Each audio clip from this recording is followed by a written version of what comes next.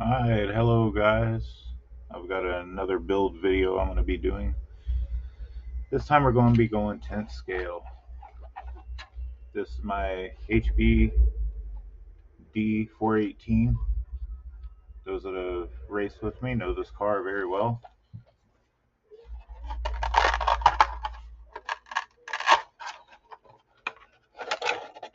So inside this car I am using Macklin Electronics for the ESC. I'm using a Vulcan 10th scale motor. Be able to tell you what turn it is once I take it out, but I believe it's a 7.5. And I'm using a Cavalieri servo on Futaba receiver. Alright, so this new video platform I'm using only allows me 30 minutes per video, so I'm not going to stretch out the talking like I do with my Mako build. So this is D418. This is what I've been running. Take that out of the way, show y'all what I have.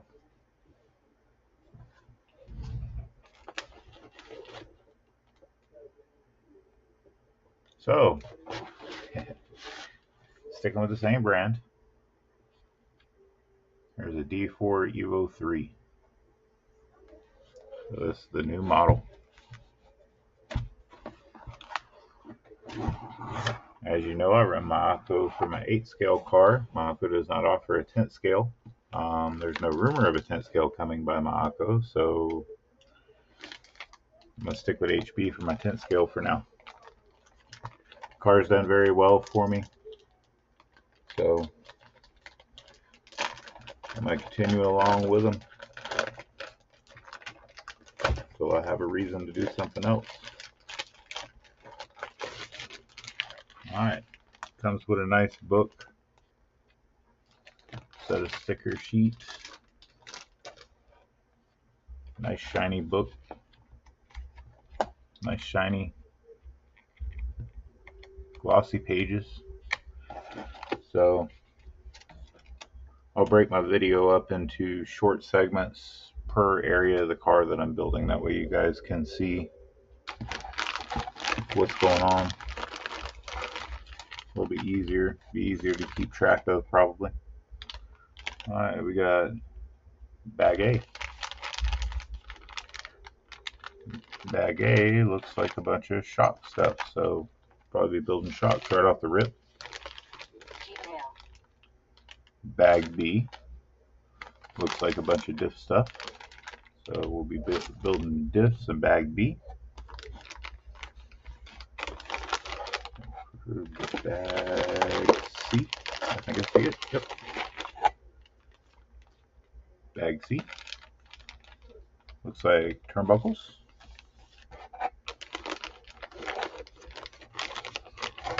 Bag D, I almost thought they had them in there in order the way they started to come out. Bag D. Alright. Bag D is chassis plate and center chassis stuff.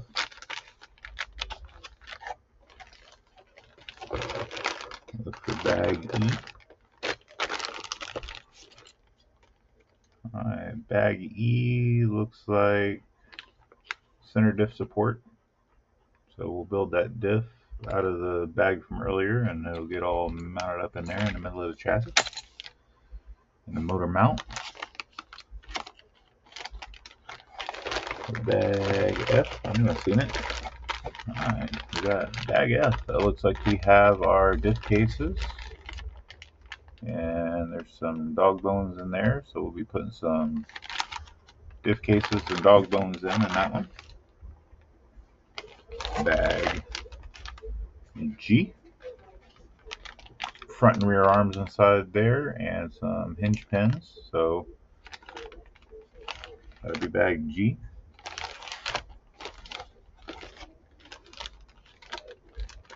Bag H Bag H has some balls in there, turnbuckles, some eyelets, like some steering posts and the bell crank. So that'll be our steering bag. Got bag I. We've got a tower support, a tower, and hardware. Bag J.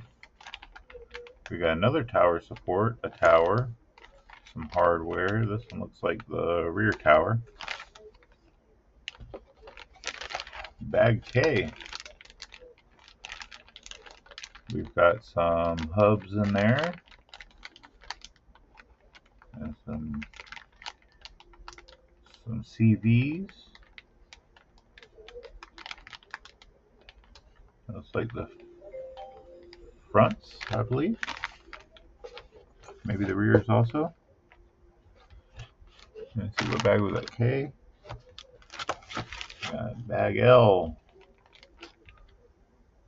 It's got our tire screws, our motor mounting plate, antenna tube, and it looks like some spare balls, maybe. Let's see, servo mount. This may be the steering turnbuckle stuff. Alright, and then we've got some spare stuff in here and some fluids and some wrenches. I got my own wrenches. I really probably won't use these very much. I've got an adjustable wrench, a turnbuckle wrench, and I believe it's a 5.5 nut driver in here. If I need any more, I'll go out to my trailer and get the rest of the stuff. But that's where we're at, guys. So we're almost 7.5 minutes into the video, so we'll get started with the book and move right along with this build. May not be as complicated as the Mako. Open the book up here, we'll look where we're starting at. If y'all were here with the Mako build, then y'all remember I had it up on the screen. HB sends me a paper book. Not sure if that's better or worse, but we'll find out. Alright, yes, we are starting with bag A. I left bag A out, so let's move this box out of the way. Alright. So I've got some white paper towels down. For one, it's easier for you guys to see it on video when I pull parts out, and for two, it's easier for me to see parts when I lay them out because my desktop is very dark. It's like a coffee color, so black plastics tend to disappear when they hit the tabletop. So what I'll do is I'll leave the book open so you guys can see what's going on, and I'll build everything right here on the book as I go. I'm not really worried about getting grease and stuff like that on the book.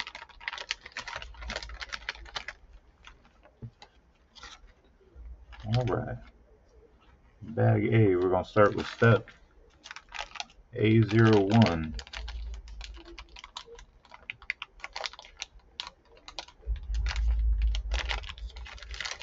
Now it does tell me right here in the top corner of the page to check with hbracing.com for the latest updates to the instructions. But I was told by a good source to build it by the book. A couple of updates I'll be doing, but that's just what a little birdie told me. Alright, so we're going to start out with all of our goodies in here. Got my scissors from my Cricut machine for my vinyls.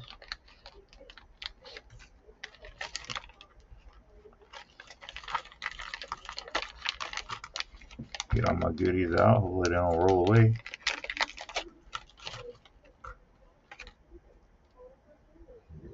Undo my springs here. So let go of one another. There we go. And it looks like the spring rate on these springs is 75.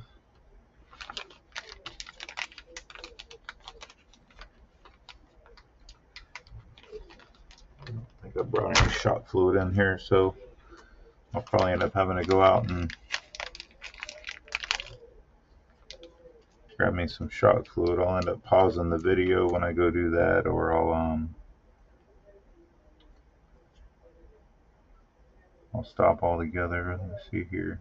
So comes with several options for the pistons in this bag. Trying to read the numbers on it. So we got blanks that can be drilled out, and then we got 4-hole and 2-hole. The 4 holes are it's like 1.2, 1.3. There's 1.4s, and then the 2 holes are 1.6. So you can either drill your own, or you can go 1.2 4-hole, 1.3, 1.4 4-hole, or a 1.6 2-hole.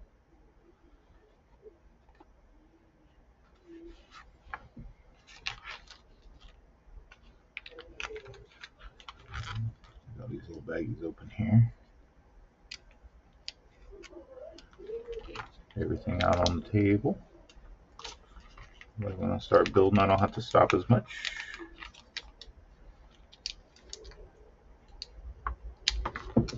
Ooh, thought that was going to shoot out at me. And these little baggies are tight, so be sure to be careful if you're using scissors to cut the bags open. You don't cut any of the O-rings or the seals. Ooh, that one about rolled away.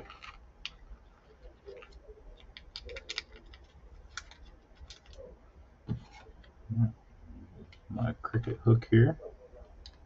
Reach in that baggie and pull everything out. Rubber O-rings are sticking. Alright, get that piece of paper out of the way. One more.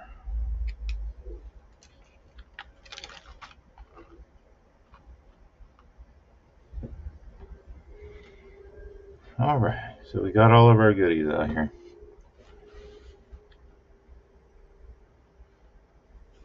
So we will start with getting some pistons out here. Tell me to check page 27 for setup sheet or HB Racing, page 27. I just want to see what it is, if it's telling me anything special about the pistons. I kind of have an idea what I'm going to be going with.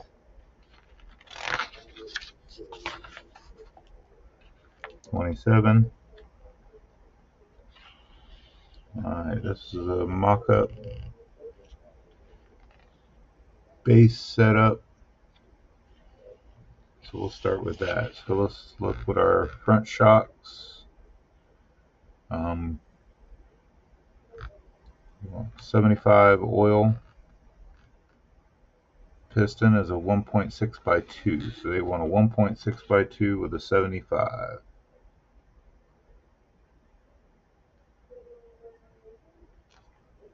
And in the rear they want a 1.7 with 50 weight oil. So we'll do the 1.6 by 2s in the front, and then also do the by 2s in the rear. So doing the by 2s, I'll open the end of the baggie that's got the 2s in it. That way I can grab them right out. Come out, wherever you are. There you go.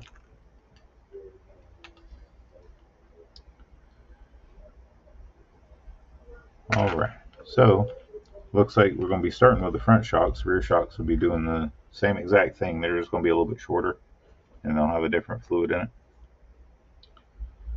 So I've got the rings on the shock body. Don't have the O-rings in there yet. Nope. Go ahead and pull these off. Get them ready.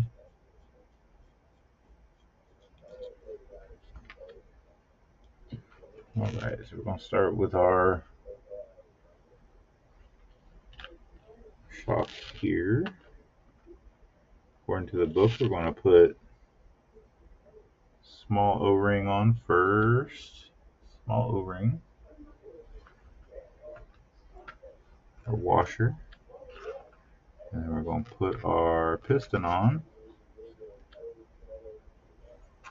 And then we're going to put a little tiny nut on it.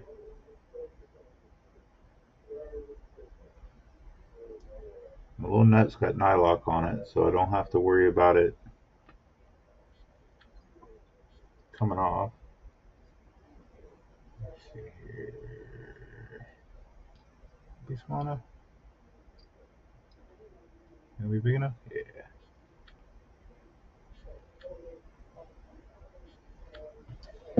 My shock tool out here.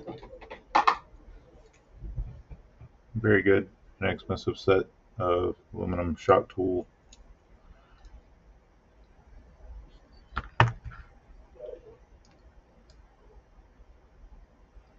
They're fabulous for not damaging anything. You want to be very careful what you use. Don't use channel locks, don't use needle nose pliers or anything like that, because if you turn the shaft while you're tightening this up, it'll mar it, and then you'll end up ripping your seals out of your shock pretty quickly. Ask me how I know.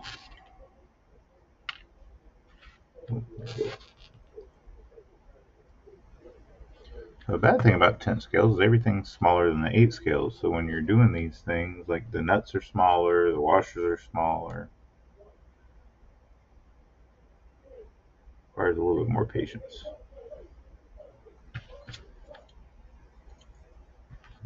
Grab that on there. Tighten it up using that.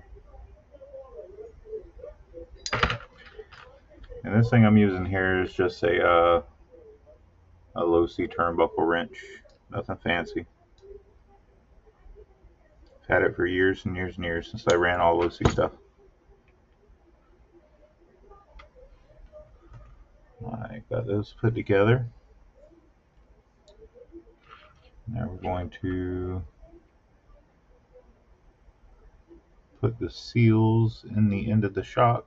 So we've got a small black O-ring. It's going to go over to threads. It's going to go to there. I don't know how well you can see that on camera. It goes right there. And then inside the shock, and it's telling me to add a little bit of oil to it.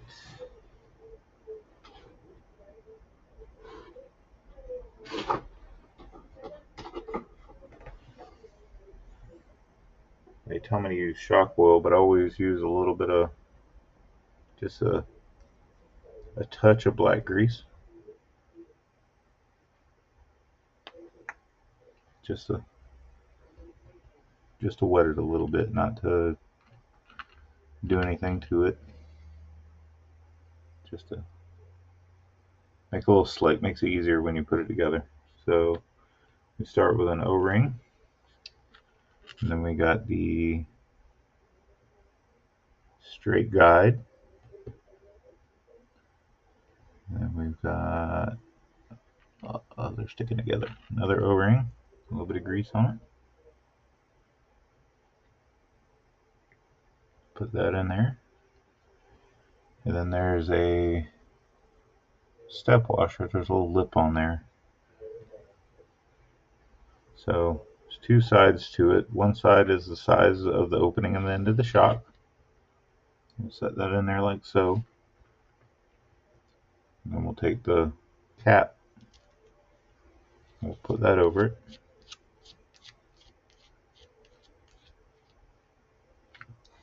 Tighten that down.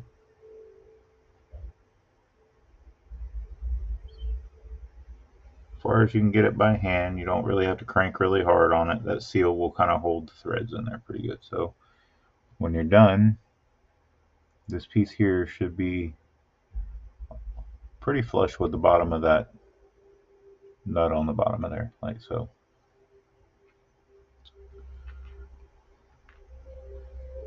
And then we're going to take our ride height ring. I need to probably will be the thicker of the black O-rings. Don't really tell me in the book,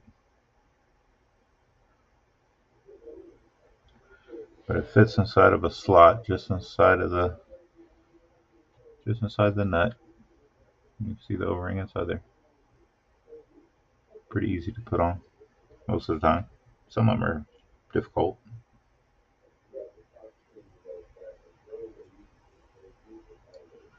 Put down the shock and then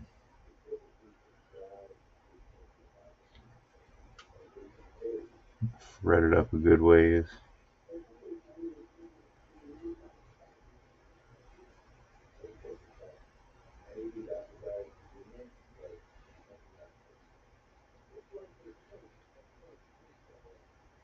And that'll set the right height when we put the spring on it, put it on the car, we can set the right height with that.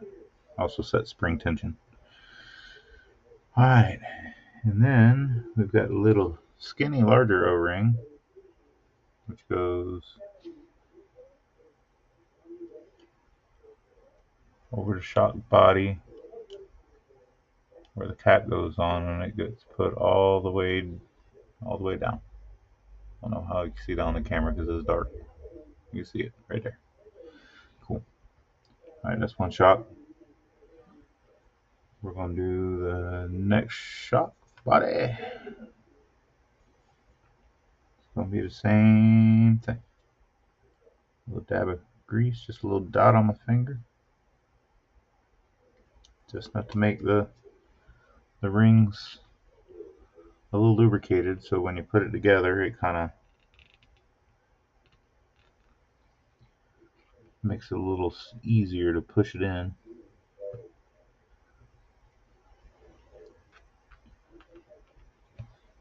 Just that, but it allows there's a lip on the bottom of the shaft, and if you lubricate it, it don't have as much of a chance to damage it. Same thing, a little bit quicker that time. Put everything in there. Oh, I forgot to put a little O-ring on. Pull that end cap off first.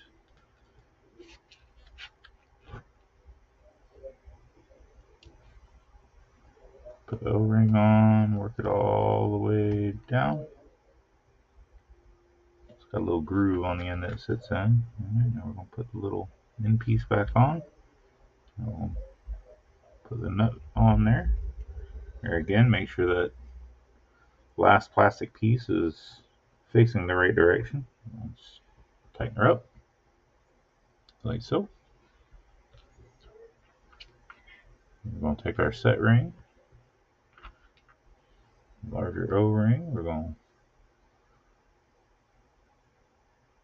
work it in there easily with our fingers. Should go right in the groove. That one went real easy. It's in there.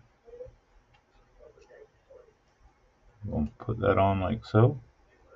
Keep in mind when you put these on, you want the smooth part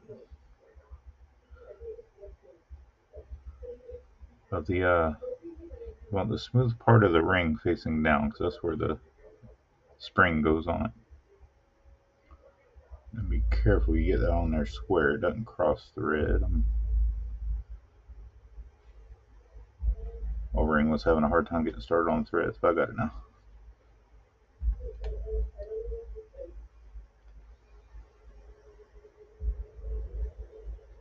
And just like the other one, I'm going to run it up almost all the way to the top. Almost, not quite.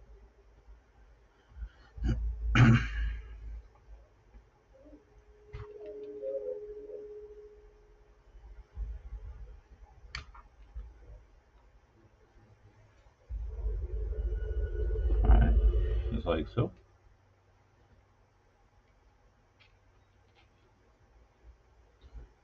Alright, so now we're going to take our piston on our shock shaft,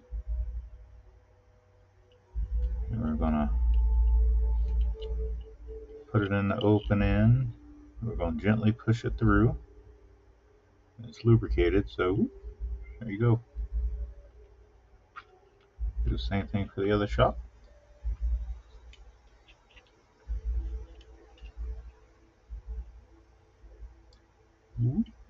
Just like so.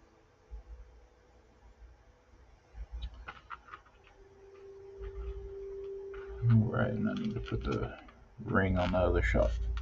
I'm gonna not put the ring on that one. Put that top ring on there before I forget about it. Alright, and there you've got 2 shock bodies assembled.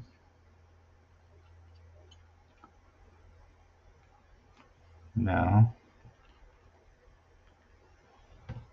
can't hardly see it on the video, but these are the shock ends. There's one side's more open than the other, so that means that the side that's more open is the side that the swivel ball is going to go in.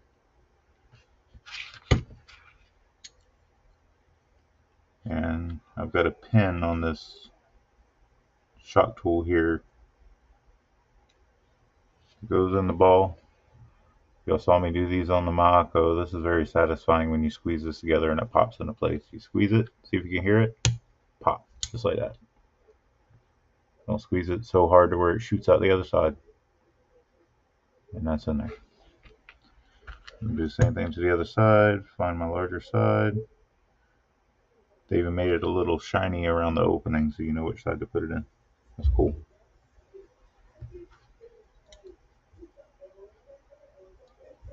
Same thing. Pop. It's in there. Sweet.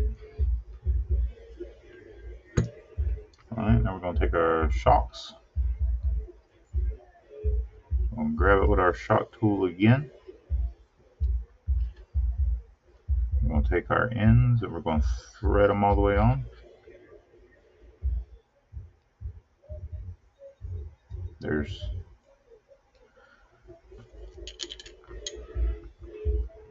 2 notches right here. Don't know if you can see them on camera. I'm going to try to get it focused. But there's 2 notches right here, and they want the end of the shock end to come up to that first line, not the second line.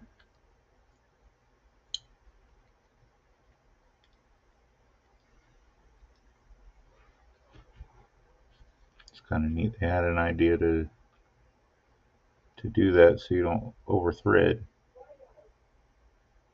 It kind of stops there anyhow. It kind of bottoms out at the same time. So went to the first notch, second notch is still out there. Alright, let's do the other shock end.